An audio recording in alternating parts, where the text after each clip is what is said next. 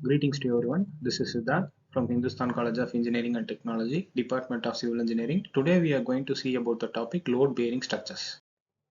Load bearing structures is an structural system where loads of the building like weight, everything, live load, dead load, wind load, seismic load, everything is transferred to the ground through walls, and this guarantees the performance and stability of the buildings. Here we are only talking about the walls which are going to take the load, and no other structural member like beam columns are introduced in this structure. Because we traditionally follow this load bearing structures in our native areas where our buildings are only built with walls which can take every load. As we are in not a very earthquake prone zone, this building is very effective till now. But after 50 or 100 years, or if our area is still in our earthquake prone areas, this load bearing structures cannot be built there, right? Because this load bearing structure actually carries and transfers the load to the ground safely, and which is a component of a building, right? This wall is actually a component of the building, and that is going to transfer the load to the ground, right? Wall bears self weight, the load of the roof, floor, and every other load which is going to come into the structure. So clearly this every load is going to be transferred by the walls alone, and no structural members are provided here. So basically we limit the height of the structure. We are like probably we'll have G plus 3 or 4, and we don't go beyond that because that is a maximum load that can be taken by the walls which is going to be used in the structures here, right? And additional to the load transfer mechanism, this walls also perform as an dividing spurs, insulations part, acoustic to thermal insulations, everything is done here. So basically this is like a very economic way of construction where we will be having very low height buildings where this wall is going to be used. As we have discussed in the last slide, we are going to use walls to transfer our loads here. So we need to have a clear idea about the design solution. That is, the structural principles of load bearing structure is a very fundamental area. Like we are going to use walls, braces, and trusses here. We don't use walls and braces, braces and trusses in a normal structure. In steel structures, we do that. But for as far as RCC concerned, we only use wall as an load bearing structure. We don't use any other structural members. uh, I'll be explaining about the structural members in the upcoming slide so that you will be able to understand what is the difference between a load bearing structure and a framed structure here. Right, so this is actually this framed structure what I have been telling in the previous slide. Framed structure is nothing but an it gives the shape and support to a structure by combining components in the building. Here components is nothing but our structural members, like you have a beam, column, slab, and walls, and walls here will not be taking any loads.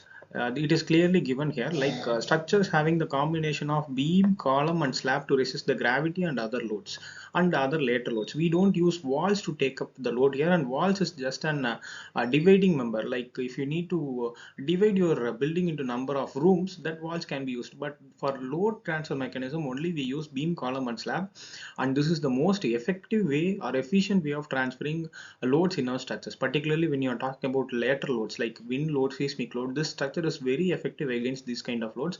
And load bearing structure on the other hand is a very weak structure when you are talking about lateral loads, particularly about wind load and seismic load, right? These structures are generally used to overcome large forces moment developing due to the applied loading. So we generally have a very high rise buildings.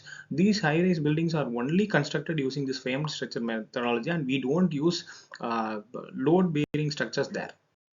As we have discussed the two types of structures, that is your load bearing structures and framed structures, now we will be talking about the load paths. That is, if you are going to have one load bearing structure, how the load will be transferred, and on the other hand, if you are having one framed structure, how the load is going to be transferred. Like if you are talking about load bearing structure, every load is transferred only through the walls, that is being discussed. If you are talking about frame structure, beam, column, and foundation walls are being used.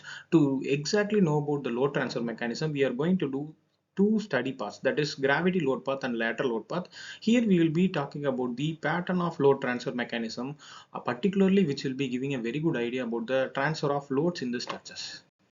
Right, so here we will be discussing about our gravity load path. As we have already discussed, this gravity load part is nothing but the vertical gravity load which is going to be transferred, and this vertical gravity load is a combination of dead load, live load on the structure alone, right? Even though we have a wind load and seismic load, that is not going to directly contribute as a gravity load because those things are going to be considered as lateral loads. So as far as this part is concerned, we are going to talk about beams and to columns, and columns to support, that is your foundation, and finally from our foundation to the underlying earth.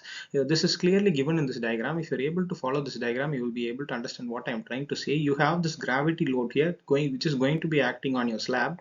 This gravity load is nothing but this can be of dead load or live load or a horizontal or a vertical component or a combination of your seismic load and wind load as well, right? So from slabs this is going to be transferred to your beams, and from beams it is going to be transferred to your columns, and columns again it is going to be transferred to your footing, and finally from footing it is going to be transferred to the soil. So that is given as a diagram here, right? And the flow chart is given here. So this actually defines or gives the load transfer mechanism for a gravity load path structures, right? So load bearing structures as well as frame structures have this gravity load path as a load transferring mechanism, particularly on load bearing structures. We don't find lateral loads to be transferred. To understand better about lateral loads, we'll see in the next slide. So as we have discussed in the last slide, this is your lateral load part, right? Like lateral load pattern. However, lateral loads, like particularly from seismic and wind load, our IS codes also suggest to have this two main loads as our main threat to our construction projects, because this is going to have a lateral impact on our success, right? So this lateral load path is nothing but which is going to be coming under two specific load categories like wind load and seismic load. Seismic is nothing but earthquake loads, which are going to be transferred efficiently through the buildings. To understand this, you have to talk about two components, that is vertical component and a horizontal component. If you're talking about horizontal component, the roof, floor and foundation is going to take your lateral loads, and the shear walls and shear frames is going to take up your vertical components. Like this is your one part, this is your second part, right? So this load transfer mechanism is a very complex area, because we are unable to find the exact behavior of a seismic or a wind load which is going to act on our structures. It varies time to time, and it is a very dynamic loading, so we are unable to find this. So to sort out this, we have certain areas like we have ductility, we have shear walls, we have so many protection against earthquake loads. So that is a very vast area.